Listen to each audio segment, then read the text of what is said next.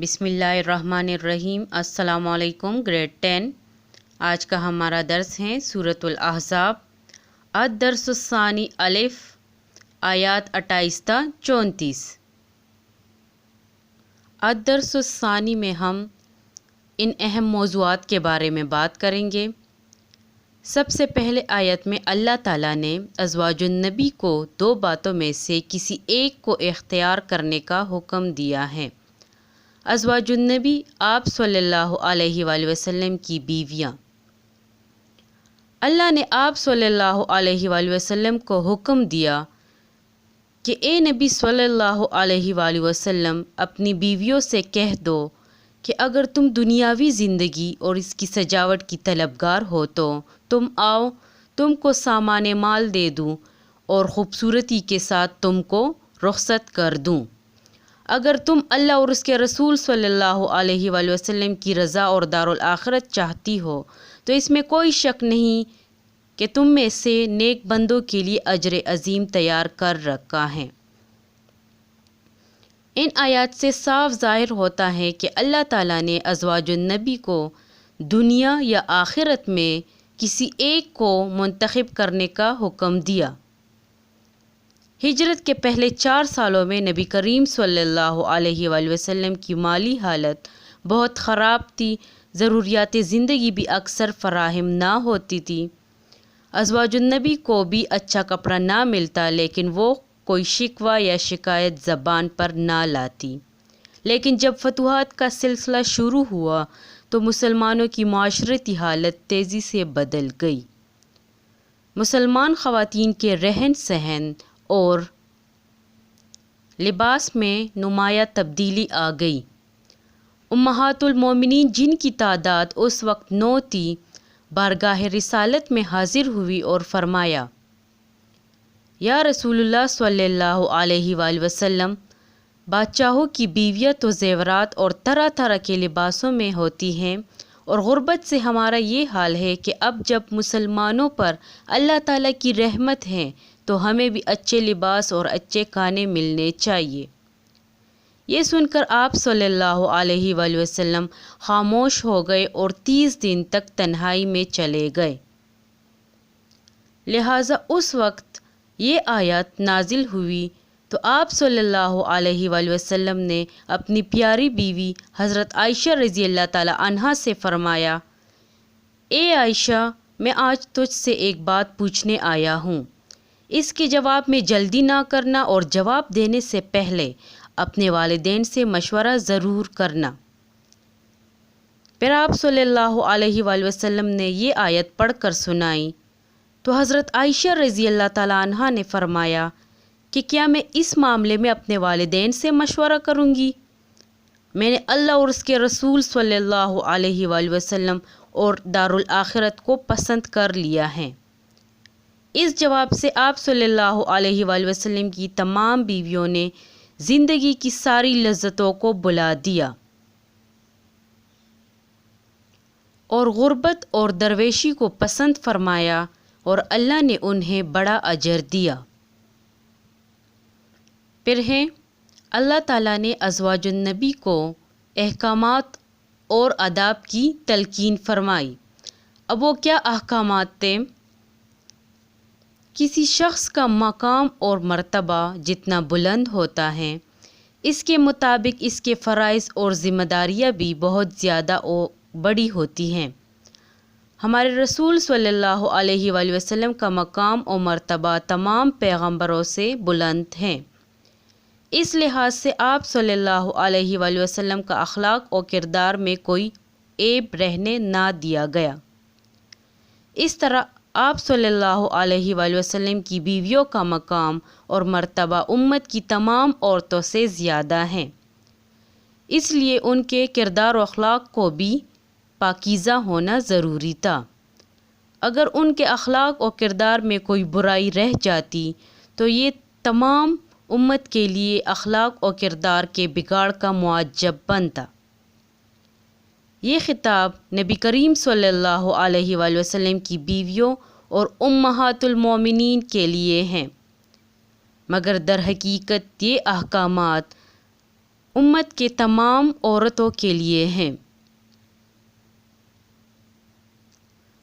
پہلا حکم ہے اللہ تعالیٰ کی طرف سے کوئی بیوی کسی فحش حرکت کا ارتکاب نہ کرے، یعنی کوئی گناہ نہ کرے، کوئی بے حیائی والا کام نہ کرے۔ اس کا مطلب یہ نہیں کہ نعوذ باللہ نبی کریم صلی اللہ علیہ وآلہ وسلم کی بیویوں سے فحش حرکت کا کوئی اندیشہ تھا، بلکہ اس کا مقصد آپ صلی اللہ علیہ وآلہ وسلم کی بیویوں کو یہ احساس دلانا تھا کہ اس اسلامی معاشرے میں ان کا مقام جس قدر بلند ہے، اس لحاظ سے ان کی ذمہ داریاں بھی بہت سخت ہیں، اس لیے ان کا اخلاقی رویہ انتہائی پاکیزہ ہونا چاہیے۔ پھر اللہ تعالیٰ نے فرمایا تم دوسری عورتوں کی طرح نہیں ہو۔ آپ صلی اللہ علیہ وآلہ وسلم کی بیویوں کی طرف اشارہ ہے کہ اللہ تعالیٰ نے آپ صلی اللہ علیہ وآلہ وسلم کی بیویوں کو ہدایت دی کہ تمہاری حیثیت دوسری عورتوں جیسی نہیں ہے، کیونکہ ان سے کوئی برائی ہو جائے تو وہ ان کی ذات تک محدود رہے گی۔ اگر تم نے کوئی ایسی حرکت کی تو دامن نبوت داغدار ہو جائے گا۔ جیسے کہ اللہ تعالیٰ نے اس آیت میں فرمایا ہے یا نساء النبی لستن کاحد من نساء، اے پیغمبر کی بیویوں تم اور عورتوں کی طرح نہیں ہو۔ یہاں آپ صلی اللہ علیہ وآلہ وسلم کی بیویوں کو خبردار کیا جا رہا ہے کہ تمہارا مقام اور مرتبہ اور حیثیت دوسری عورتوں جیسا نہیں ہے، اس طرح تمہارے فرائض عام عورتوں جیسے نہیں ہیں۔ دوسری عورتوں کے نیک اور برے اعمال ان کی ذات تک محدود رہتے ہیں، لیکن تمہارے اعمال ساری امت پر قیامت تک اثر انداز ہوں گے۔ تمہارے اعمال کو ساری امت کے لیے مثالی نمونہ بننا ہے۔ اگر تم سے کوئی غلطی سرزد ہو گئی تو دامن نبوت داغدار ہو جائے گا، اور پھر ان مشکلات کا اندازہ تو لگاؤ جو تمہارے غلط کام سے دعوت اسلام میں پیدا ہو سکتے ہیں۔ اس لیے زندگی کی راہ پر قدم بہت سوچ سمجھ کر رکھو اور تقویٰ کے ایسے بلند مینار قائم کرو جس سے قیامت تک کے لیے